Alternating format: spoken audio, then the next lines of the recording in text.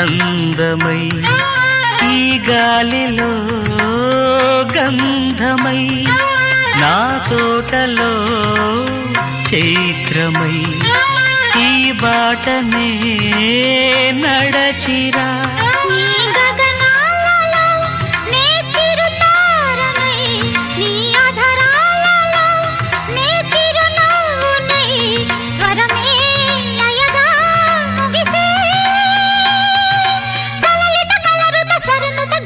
గమకము తెలియకని కీరవాణి చిలకల కలకల పాడలేదు వలపులే తెలుపగా ఇలా రాలిన పువ్వులు వెదజల్లిన తావుల అలికిడి ఎరుగని పిలుపుల అలిగిన మంజుల వాణి కీరవాణి.